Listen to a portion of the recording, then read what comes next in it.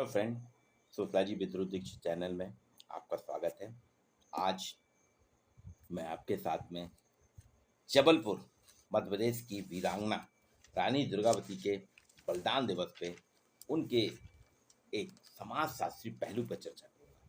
जी हाँ, 24 जून रानी दुर्गावती का 461वां बलिदान दिवस है। 5 अक्टूबर 1524 को महोबा के पास कलिंजर में दुर्गाष्टमी के दिन एक कन्या का जन्म हुआ था, जो करुणा, संवेदना, शौर्य जैसे संस्कारों से परिपूर्ण थी। और इस कन्या का बलिदान 24 जून 1564 को जबलपुर के पास करीब 30 किलोमीटर एक नरई नाला है, वहाँ इसने खुद ही अपने आप को समाप्त करके अपने सतीत्व की रक्षा की थी। मुगल सेना को 52 युद्धों में से 51 युद्ध में इन्होंने हराया था। इनके बारे में ज़्यादा चर्चा नहीं की गई, लेकिन अभी फिलहाल कुछ सालों से जबलपुर को विशेष केंद्र बनाया जा रहा है। यहाँ पे एक शौर्य स्थल बनाया जा रहा है और NEP 2020 में BA सेकेंड ईयर में महिला सशक्तिकरण, जो एक अनिवार्य विषय है फाउंडेशन कोर्स का, उसमें इनकी जीवनी को समाहित कर मध्य प्रदेश उच्च शिक्षा विभाग ने जन जन तक पहुँचाया। लेकिन मेरा मानना ये पर्याप्त नहीं है। वास्तव में समाजशास्त्र विषय में एक महिला समाजशास्त्री के रूप में रानी दुर्गावती को सम्मिलित किया जाना चाहिए। हमारी विडम्बना है, अब जब भारतीय ज्ञान परंपरा की बात हो रही है, भारतीय ज्ञान परंपरा में हम जब उसका विश्लेषण करते हैं तो पता चलता है कि जिन समाजशास्त्रियों को हम पढ़ रहे हैं पातशाह, वो तो बहुत ही पुराने नए हैं। उनके पहले ही भारत में कई समाजशास्त्रियों ने अपनी चर्चा की है। अब आप लोग सोच रहे होंगे मेरे मित्र कि दुर्गावती को समाजशास्त्री बनाने में क्यों चर्चा कर रहे हैं दीक्षित जी। तो वास्तव में दुर्गावती का सामाजिक परिपेक्ष जो है उस पर हमको चर्चा करना चाहिए, उस पर हमको ध्यान देना होगा। इनका सामाजिक परिपेक्ष अतुलनीय है। आपने सामाजिक संबंधों की प्रगाढ़ता के लिए, सामाजिक संबंधों की मजबूती के लिए, सामाजिक क्रियाओं के लिए जबलपुर शहर का नगर नियोजन जबरदस्त किया। जो आजकल के हमारे समाजशास्त्री स्मार्ट सिटी और नगर नियोजन करने में फेल है, वो दुर्गावती ने करा था। यहाँ पे उन्होंने जल संरक्षण और वृक्षारोपण के माध्यम से शहर को सुरक्षित किया। प्राकृतिक रूप से प्राकृतिक संसाधनों का उपयोग करके उन्होंने क्या करा, इतनी ज़्यादा व्यवस्था कर दी कि लोगों को व्यवस्थित हो जाए जीवन। मदन महल किला, जो कि इनका किला है, विश्व का सबसे छोटा किला है, इसको वृक्षों से आच्छादित करके सुरक्षित बनाया। जबलपुर शहर में 52 तालाबों की स्थापना कर जल संरक्षण का एक महत्वपूर्ण कार्य किया, जिसके लिए आज हम कह रहे हैं एक एक बूंद जल के लिए दिल्ली में तरस रहे हैं लोग बाग। दिल्ली में जो परेशान हैं पानी के लिए, उसका मूल कारण ये है कि उन्होंने यमुना को दूषित कर दिया, यमुना का संरक्षण नहीं किया और अंधाधुंध बिल्डिंगें बना डाली, जगह नहीं छोड़ी, तालाब नहीं है, जल संरक्षण नहीं है। जबकि रानी दुर्गावती ने आज से 500 साल पहले ही ये काम कर दिया था। और एक देखिए उनकी खासियत, वो सामाजिक सरोकार उनके कैसे हैं। मैं कहा ना कि समाजशास्त्री इसलिए कि वो सामाजिकता में जीती थी, समाज के साथ रहती थी। इन 52 तालाबों का निर्माण करने के साथ अपने मंत्रिमंडल, अपने समाज के लोगों के नाम पे इनका नाम रखा। उनके एक दीवान थे आधार सिंह, उनके नाम पे आधारताल तालाब हुआ, जो कि आधारताल एक क्षेत्र भी है। उनकी एक दासी थी चेरी, चेरी के नाम पे चेरीताल तालाब बना। सिपाही के नाम पे उनका एक सिपाही था माड़ो, उसके नाम पे माड़ोताल तालाब बना। संग्राम नाम का एक सिपाही था, उसके नाम पे संग्राम सागर बना। उनकी सखी थी, उसके नाम पे रानीताल नाम रखा गया। एक सामान्य नागरिक गुरहा के नाम पे, यहाँ गढ़ा में गुरहा ताल है, कोष्टी मोहल्ला है, कोष्टी मोहल्ले के पास गुरहा ताल है, वो सामान्य नागरिक था गोंडवाना समाज का, उसके नाम पे गुरहा ताल रखा। भान सिंह के नाम पे भान सिंह का तालाब रखा गया। तो ये उनका सरोकार था, सामाजिक सरोकार की सिपाही सामान्य व्यक्ति के नाम पे तालाब रखा जाए, जो सामाजिक व्यवस्था में चलता रहे, सामाजिक व्यवस्था की कड़ी बना रहे। दूसरी चीज, उन्होंने अपने राज को मजबूती देने के लिए विभिन्न प्रकार के सामाजिक सरोकार किए। अब आप सोच रहे होंगे इसमें समाजशास्त्री की बात कहाँ से आ रही है, तो मैं आपको बताता हूँ। पार्सन्स का हम लोग पढ़ते हैं सामाजिक व्यवस्था का सिद्धांत। प्रख्यात समाजशास्त्री हैं टालकल पार्सन, वो सामाजिक व्यवस्था के सूत्रकार माने जाते हैं। लेकिन सैद्धांतिक रूप से उन्होंने सिद्धांत को एक सिद्धांत मतलब तकनीकी आधार प्रदान किया, लेकिन व्यवहारिकता में रानी दुर्गावती सामाजिक व्यवस्था का पालन आज से 400 साल पहले कर चुकी थी। सामाजिक व्यवस्था में पार्सन्स क्या कहते हैं? सामाजिक व्यवस्था की उत्पत्ति और विकास मानवीय अंतः क्रियाओं के फलस्वरूप होता है।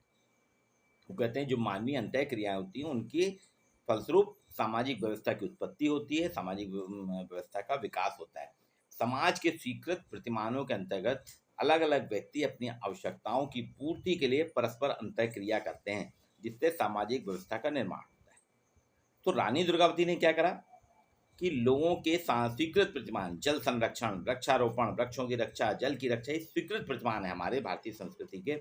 इसके लिए भिन्न भिन्न व्यक्तियों को कि अलग अलग आवश्यकताओं की पूर्ति होगी, जल की पूर्ति होगी, तो उन्होंने उनके नाम से रखा है, जिससे कि उनको संरक्षण, आधार सिंह आधार ताल तालाब को संभाल के रखेंगे, चेरी चेरी ताल की चिंता करेगी।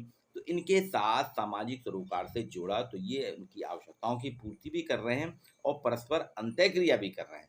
इसलिए सामाजिक व्यवस्था बनी रानी दुर्गावती की। गोंडवाना समाज की सामाजिक व्यवस्था आज भी काबिले तारीफ है। दूसरी चीज, सामाजिक व्यवस्था में वो कहते हैं कि एक से अधिक व्यक्ति कार्यकर्ताओं का होना आवश्यक है। तो देखिए उन्होंने महिलाओं को भी जोड़ा, सिपाहियों को भी जोड़ा, सामान्य नागरिक को भी जोड़ा, तालाब का नामकरण करके उनकी जिम्मेदारी की आप इस तालाब का संरक्षण करेंगे। तो देखिए अलग अलग व्यक्तियों को जोड़ के उनने व्यक्ति कार्यकर्ताओं का होना आवश्यक करा, एक से अधिक व्यक्तिकर्ताओं के मत सामाजिक अंत्यक्रिया की प्रक्रिया, जिसको जो जिम्मेदारी की दीवान आधार सिंह है, सिपाही गुरहा मित्र है, इन लोगों ने अपने लोगों को अपने समाज के, अपने परिवार के लोगों के साथ मिलकर व्यक्तिक अंत्यक्रिया के माध्यम से मजबूती प्रदान की। प्रत्येक अंत्यक्रिया के लिए पारिस्थितिक, भौतिक और सामाजिक दोनों तरह होना, मतलब परिस्थितियां कैसे होनी, पारिवारिक भी होना चाहिए, सामाजिक भी होना चाहिए और भौतिक भी। तो ये अंत्यक्रियाएं, वृक्षारोपण हो या जल संरक्षण हो, महिला के प्रशिक्षण की बात हो, सशक्तिकरण, इस सब में भौतिक और सामाजिक परिस्थितियों का उन्होंने बहुत ध्यान रखा। अंत्यक्रिया के लिए मोटिवेशन, रानी दुर्गावती सबसे बड़ी मोटिवेटर थी, उनने मोटिवेशन किया। देखिए उनकी अंत्यक्रियाएं यहाँ पे गुणों की बहुत अच्छी रहीं। समाज निर्माण के लिए, नगर नियोजन के लिए अंत्यक्रियाओं के संबंध का आधार सांस्कृतिक व्यवस्था का होना है। तो सामाजिक सांस्कृतिक व्यवस्था के अंतर्गत रानी दुर्गावती ने इन लोगों के नाम पे इन तालाबों की स्थापना की। अब आते हैं अपन सामाजिक व्यवस्था की, तो चर्चा है पार्षद ने की। इसको देखिए यथार्थ रूप में 400 साल पहले पार्षद ने 1955 में सामाजिक व्यवस्था का सिद्धांत दिया था, जबकि 1555 में ही इस सामाजिक व्यवस्था की यथार्थता को रानी दुर्गावती ने जबलपुर शहर के गोंडवाना साम्राज्य में प्रस्तुत कर दिया था। पार्सन का सिद्धांत हम सभी पढ़ते हैं बीए में और एमए में। गेल, GALI, गली, गेल भी कहते हैं, कुछ गली कहते हैं। इसमें 4 चीजें उन्होंने रखी: लक्ष्य प्राप्ति, गोल अटेंशन, अनुकूलन एडाप्शन, और L से यथास्थिति लेटेंसी, I से एकीकरण इंटीग्रेशन। अब G यानी लक्ष्य प्राप्ति, गोल अटेंशन का मतलब है अपने लक्ष्य को प्राप्त करने के लिए, अपने लक्ष्य को प्राप्त करने के लिए ऐसी क्रियाएं करना जिससे सामाजिक लक्ष्य प्राप्त हो। तो देखिए रानी दुर्गावती ने का लक्ष्य था जल संरक्षण, प्रकृति संरक्षण। तो उन्होंने तालाब बनवाए, तालाब बनवाने के साथ साथ वृक्षारोपण किया, तो पानी और प्रकृति का संरक्षण किया। जल संरक्षण हुआ, प्रकृति का संरक्षण हुआ, ये उनका सामाजिक लक्ष्य था। इस लक्ष्य की प्राप्ति के लिए सतत रूप से उन्होंने पूरे गोंडवाना समाज को जोड़ा। इसलिए आप देखेंगे गोंडवाना समाज जो है, गौड़ जनजाति जो है, वृक्षों की पूजक है, वृक्षों की पूजा करती है, वृक्षों का और जल का संरक्षण करती है, जल को पवित्र मान के उसको संरक्षित करती है, अपने जीवन का आधार मानती है। ये एक उनकी एक लक्ष्य प्राप्ति उन्होंने सामाजिक सरोकार के साथ कर ली थी। अनुकूलन एडॉप्शन, ए व्यवस्था को, किसी भी पार्सन कहते हैं किसी भी व्यवस्था को जीवित रखने के लिए उसका अनुकूलन उसमें होना जरूरी है। अनुकूलन का अर्थ क्या है? सामाजिक, सांस्कृतिक, भौतिक पर्यावरण में जो भी उपलब्ध हो, जो भी संसाधन उपलब्ध हो, सुविधाएं, उनका संग्रहण किया जाए। तो यहाँ दुर्गावती ने यही तो किया ना। सामाजिक सांस्कृतिक परिवेश में, भौतिक पर्यावरण में क्या था?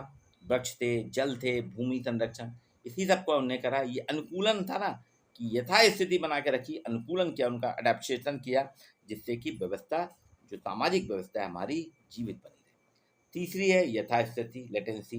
पार्सन्स कहते हैं व्यवस्था को यथास्थिति बनाए रखना, जो व्यवस्था है सामाजिक व्यवस्था, उसके लिए ऐसे प्रयास किए जाएं प्रत्येक व्यवस्था से वो कहते हैं ऐसी उम्मीद की जाती है कि वह अपनी पहचान बनाए रखेगी और अनुकूलन करती रहेगी, निरंतरता की स्थिति बनी रहेगी। जिससे सामाजिक व्यवस्था में अनुकूलन होगा, लक्ष्य की प्राप्ति होगी, तो हमारे उसमें व्यवस्था में निरंतरता, कंटिन्यूटी बनी रहेगी, लेटेंसी बनी रहेगी। रानी दुर्गावती ने क्या करा? तालाब बनवाए, जल संरक्षण किया, महिलाओं की सैन्य टुकड़ी, उन्होंने महिलाओं की सैन्य टुकड़ी भी बनवाई है, कुशल प्रबंधन किया नगर निकाय, और गौंडवाना समाज व्यवस्था की निरंतरता बनी रहे, इसलिए उन्होंने सामाजिक सरोकार के तहत लोगों को जिम्मेदारियां दी। आप पृथ्वी का संरक्षण करेंगे, जल का संरक्षण करेंगे, बाकी काम उन्होंने कहा कि मुगलों से लड़ने का काम मैं करूंगी, लेकिन आप सामाजिक व्यवस्था बना के रखिए। ये थी यथास्थिति। अब चौथा पॉइंट पार्सन्स कहते हैं एकीकरण, आई इंटीग्रेशन, यानी सामाजिक व्यवस्था में समन्वय बनाने के लिए उनके इकाइयों को, जो अलग अलग इकाइयाँ हैं, उनका एकीकरण करना, जिससे उनके बीच में कंटिन्यूटी बनी रहे, निरंतरता बनी रहे। इसके लिए दुर्गावती ने, आपको सोच के ताज्जुब होगा कि 1555 में 1555 में आज से काफ़ी समय पहले महिलाओं को शिक्षित करने के लिए जबलपुर में गढ़ा एक मोहल्ला है, गढ़ा वार्ड भी है, यहाँ पचमढ़ा मंदिर है, एक तालाब भी है देवताल, देवताल के पास, वो भी उनके गुरु थे देव, तो उनके नाम पे देवताल रखा गया। वहाँ पचमढ़ा मंदिर में एक गुरुकुल बनाया था, उन्होंने एक गुरुकुल बनाया था। ये एक इतिहासकार हैं, मैं इनको पढ़ रहा था, आनंद सिंह राणा, उन्होंने बताया रानी दुर्गावती महिलाओं को शिक्षित करने पर जोर देती थी। इसके लिए संत विट्ठल नाथ के प्रयास के दौरान प्रवास हुआ था, संत विट्ठल नाथ का जबलपुर में, तब गढ़ा में देवताल के पास पचमढ़ा में उन्होंने महिला गुरुकुल की नींव रखी थी। महिला गुरुकुल की, आप सोचिए 1555 में महिला गुरुकुल की नींव रखी थी, जिसमें महिलाओं को शिक्षित किया जा रहा था और उनको ये साथ साथ शस्त्र और शास्त्र की शिक्षा दी जाती, शास्त्र भी सिखाए जा रहे थे और शस्त्र भी। रानी ने महिलाओं के आत्मनिर्भर कैसे बने, महिलाओं को सेल्फ डिपेंडेंट कैसे बने, उनका सशक्तिकरण करने के लिए कौशल विकास केंद्र भी स्थापित किए थे। महिला गुरुकुल में पढ़ने वाली जो गौण महिलाएं थीं या सामान्य महिलाएं थीं, वो लाख का संरक्षण करती थी, जड़ी बूटी का संरक्षण करती थी, गौन चिरौंजी का एकत्रीकरण, जंगल आसपास जबलपुर के जितने जंगल थे उसे इकट्ठा करती थी, और उनका संग्रहण करने के साथ साथ गौंडवाना राज्य की अर्थव्यवस्था को भी मजबूती प्रदान करती थी। ये था रानी दुर्गावती का सामाजिक व्यवस्था का सिद्धांत, जो उन्होंने 1555 जो 1955 में पार्सन्स ने दिया था ना, GALI, गली के नाम से सामाजिक व्यवस्था का सिद्धांत जो उनका बहुत चलता है, जो हम पढ़ते हैं हर समाजशास्त्री, वो 1555 में यानी 400 साल पहले दुर्गावती ने व्यवहारिक रूप से इसको प्रयोग करके अपने समाज में लागू किया था। पर दुर्भावना है हमारी कि हमने दुर्गावती को कभी समाजशास्त्री दृष्टिकोण से देखा ही नहीं, हमने सिर्फ उनको एक आदिवासी नेता के रूप में देखा, आदिवासी महारानी के रूप में देखा। जबलपुर के लोग तो फिर भी दुर्गावती को जानते हैं, लेकिन भारत में अभी अगर पूछा जाए कश्मीर, दक्षिण भारत, असम में, तो वहाँ के लोग शायद दुर्गावती को जाने भी ना। जबलपुर का विश्वविद्यालय रानी दुर्गावती के नाम पे है, एयरपोर्ट दुर्गावती के नाम पे है, यहाँ कई कॉलेजों के नाम दुर्गावती के नाम पे, लेकिन इनके बारे में, इनके कंट्रीब्यूशन, इनके योगदान, समाजशास्त्र में इनका जो योगदान है, उस पर किसी भी समाजशास्त्री ने कभी भी सोचने का प्रयास नहीं करा। जबलपुर विश्वविद्यालय में 1956 से समाजशास्त्र का विभाग चल रहा है, लेकिन कभी भी इस पर चर्चा नहीं हुई। आज इनके 461वें बलिदान दिवस पे मैंने कुछ खोज करी, उसके हिसाब से मुझको लगा कि पार्सन्स का जो सामाजिक व्यवस्था का सिद्धांत GALI है ना, जो है गोल, अटेंशन, लेटेंसी और इंटीग्रेशन की जो बात पार्सन 1955 में कर रहे हैं, सैद्धांतिक रूप से जो प्रस्तुत कर रहे हैं कि सामाजिक व्यवस्था के लिए विभिन्न इकाइयों की अंतः क्रिया जो होती है उससे सामाजिक व्यवस्था बनती है, वो तो उसको पहले बिना कहीं समाजशास्त्री अध्ययनशाला में अध्ययन किए पढ़े ही रानी दुर्गावती ने अपने राज्य में अवतरित करा था, अपने राज्य में स्थापित किया था। उसी स्थापना के आधार पे रानी दुर्गावती की सामाजिक व्यवस्था, गौणों की जो सामाजिक व्यवस्था है वो चल रही है। और आप देखिए, उन्होंने जल संरक्षण की बात करी, नगर नियोजन का एक अच्छा नमूना जबलपुर शहर दिया, जहाँ जल भराव नहीं होता, अब हो रहा है। ये आज़ादी के बाद हमारी अपने दुष्परिणाम है जिसके कारण हो रहा है।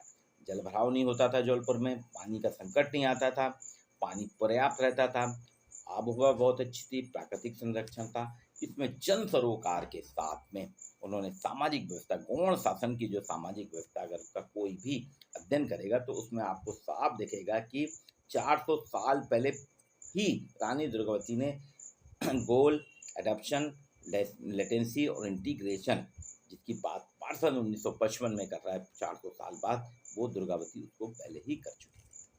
ये था, इसलिए रानी दुर्गावती को एक महारानी, एक गौड़वाना वीरांगना के नाम से न जाना जाए, उसको एक समाजशास्त्री के रूप से भी जानना चाहिए। ये हम सब समाजशास्त्री मित्रों का है कि हम अपने यहाँ जब पढ़ाएं तो बच्चों को रानी दुर्गावती के सामाजिक व्यवस्था सिद्धांत के साथ पढ़ाएं। यही हमारी भारतीय ज्ञान परंपरा है कि जो हमारे यहाँ ज्ञान था उसको हमारा नेपथ्य में चला गया और दूसरों ने अपने नाम से उसको योग से प्रस्तुत कर दिया।